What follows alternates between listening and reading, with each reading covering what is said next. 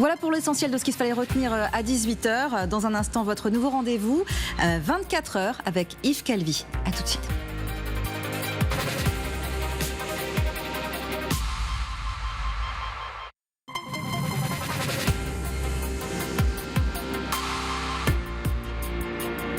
Bonsoir à tous, bienvenue dans le nouveau 18-20 de LCI. Je suis très heureux de vous retrouver avec toutes les équipes de notre rédaction. L'actualité ce soir est d'abord internationale puisque un porte-avions américain a clairement été menacé par un sous-marin russe.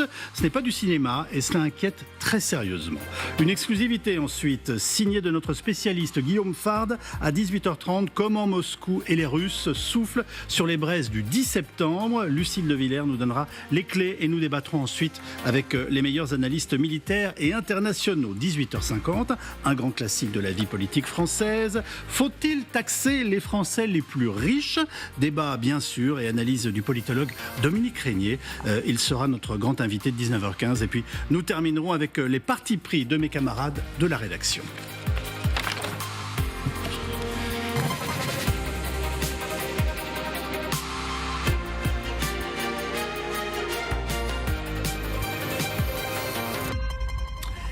Tiens, voilà l'image du jour, oui, une boîte de thon, celle que les cantines scolaires de 8 mairies viennent de supprimer de leur menu. Leur propos, cesser l'exposition des enfants au mercure. En octobre 2024, les ONG Bloom et Foodwatch ont alerté sur la contamination du thon, notamment dans 148 boîtes de thon qui avaient été analysées par un laboratoire indépendant. L'étude avait montré que 100% des boîtes testées étaient contaminées au mercure, classées par l'Organisation mondiale de la santé parmi les 10 substances les plus préoccupantes pour la santé publique. Critiquant l'absence de mesures prises depuis cette étude, les villes signataires ont donc fait aujourd'hui, parmi lesquelles, pardonnez-moi, Mouan-Sartoux dans les Alpes-Maritimes, Bègles en Gironde, Grenoble, Lille, Montpellier et Rennes ont décidé de ne pas servir de produits à base de thon dans les menus scolaires. Voilà pour l'image du jour. Venons-en maintenant à notre premier dossier d'actualité qui soulève beaucoup de questions, voire d'inquiétudes. En l'occurrence, la rencontre d'un porte-avions américain avec un sous-marin russe, et ce n'est pas du cinéma. Ce sont les indispensables avec Justine Fraissinet. Bonsoir Justine. Quelle est cette opération ? Bonsoir Justine. Bonsoir Yves, bonsoir à tous. Quelle est cette opération qui nous intrigue et dont nous parlons ce soir ? Eh bien, elle a été lancée dimanche. Plusieurs avions de surveillance maritime norvégiens, britanniques, américains, précisément des Poséidon P8, décollant depuis le cercle polaire arctique, l'Écosse, l'Islande et même la Sicile, et effectuant, vous le voyez, des survols pendant des heures au-dessus d'une zone bien précise en mer de Norvège. Au même moment, des navires de lutte anti-sous-marine, là encore américains, britanniques et norvégiens sont déployés dans la zone. Mouvements observés sur des sites de suivi radar, maritimes et aériens tout au long de la semaine. Alors que se passe-t-il ? La presse britannique évoque, je cite, une escalade hautement inhabituelle, en clair, une posture hostile envers ce porte-avions américain, le USS Gerald Ford, le plus grand porte-avions du monde, qui mène actuellement des exercices dans la zone avec son escorte, frégate, navire ravitailleur et sans doute sous l'eau des sous-marins pour le protéger. Alors quelle est cette menace ? 3 sous-marins russes détectés à proximité du navire amiral américain, leur nom, le Severodvinsk, le Kazan et l'Arkhangelsk. Des images satellites montrent qu'ils ont quitté leur base navale en mer de Barents et qu'ils sont sous l'eau depuis lundi. En quelques heures, une alerte de sécurité est lancée. C'est le début d'une vaste opération de traque sous-marine avec des moyens exceptionnels, on l'a vu. Que sait-on exactement de ces sous-marins russes ?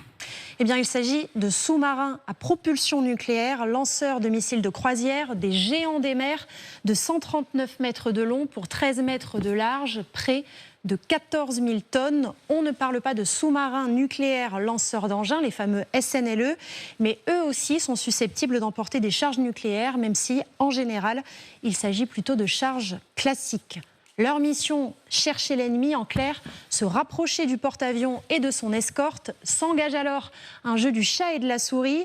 Le but pour les Russes, manœuvrer, avancer sans se faire repérer pour une fois à bonne distance, montrer leur périscope, voire faire surface, énorme pied de nez pour dire « j'ai trompé tes défenses ». Côté américain, l'objectif sera d'aller à la rencontre du sous-marin, d'abord en l'écoutant, comme dans Le Chant du Loup pour ceux qui ont vu ce film, puis les bâtiments de surface américains envoient un signal sonore sous l'eau, exactement comme ça.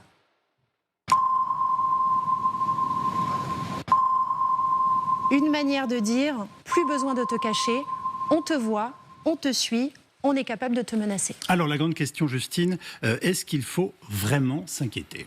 Eh bien en général, non, c'est de la garde navale, des manœuvres d'entraînement, on montre les muscles, mais ce qui inquiète en ce moment, c'est le contexte. Écoutez l'amiral Jean-Louis Vichot, ancien commandant des forces maritimes françaises dans le Pacifique. Là, l'ambiance en ce moment, elle est plutôt tendue du fait de la guerre en Ukraine. Peut-être que le pouvoir politique, le président Poutine a dit aux Américains, montrez-leur qu'on n'a pas peur et donc approchez-vous et menacez-les directement. Montrez que vous êtes là, soyez agressifs. Ou peut-être que le président Trump a dit, il n'est pas question qu'ils approchent, montrez qu'on est sérieux et dissuadez-les d'approcher. Et alors à ce moment-là, évidemment, les commandants des sous-marins de part et d'autre sont sous forte pression, les commandants, et là, le niveau de risque augmente, parce que les gens peuvent faire des bêtises. Alors ça veut dire quoi, faire des bêtises ? Souvenez-vous de ces images que l'on vous a montrées ici même il y a quelques jours. 2 bateaux chinois, un bâtiment de guerre et un garde-côte ont tenté de menacer un bateau des garde-côtes philippines en mer de Chine orientale en s'approchant de lui à grande vitesse. Résultat, une collision spectaculaire entre les 2 Chinois avec des blessés, potentiellement même des morts. Concrètement, le premier risque, c'est ça. Donc rapidement, on a quand même le sentiment d'une escalade. Effectivement, parce que c'est le dernier épisode d'un crescendo qui dure depuis des semaines. D'abord, l'envoi par Donald Trump de 2 sous-marins nucléaires, je cite, plus proches de la Russie, après une joute verbale avec Dmitri Medvedev.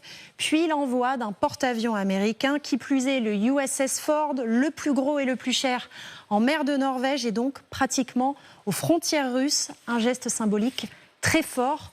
Au moment même où Vladimir Poutine se prépare à mener le mois prochain avec son armée les exercices militaires géants Zapad avec son allié Loukachenko, on vous en a souvent parlé ici, oui. Jusqu'à 200 000 soldats russes et biélorusses aux frontières de l'OTAN.